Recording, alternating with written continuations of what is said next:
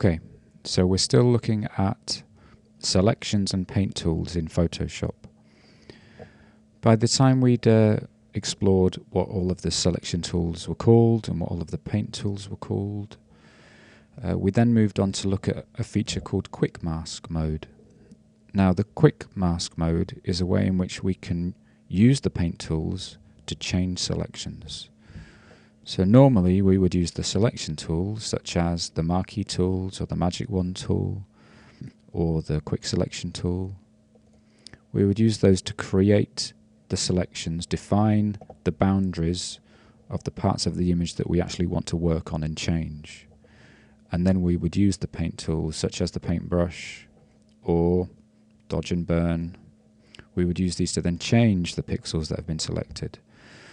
But you can see, if I zoom into this part of the image, you can see that part of the success of the work that I do is going to depend on how carefully I've made the selection.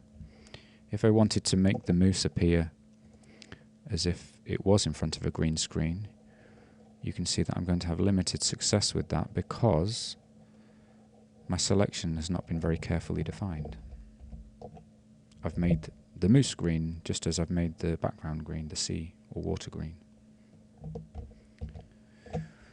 So what quick mask allows us to do is to take our selection and use the paint tools not to change the pixels but to change the shape of the selection.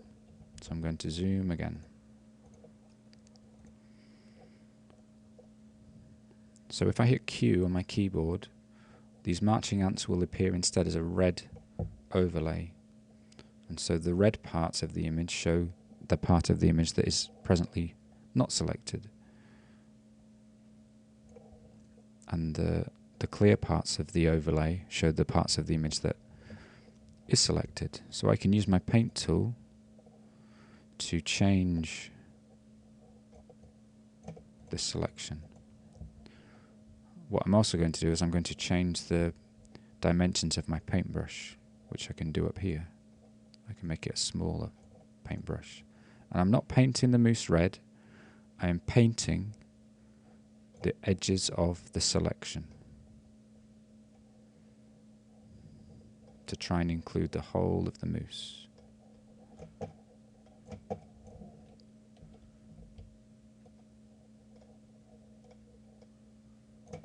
Now over here, if I make a little bit of a mistake, I've used the quick mask tool to select some of the water. What I can do instead is I can erase from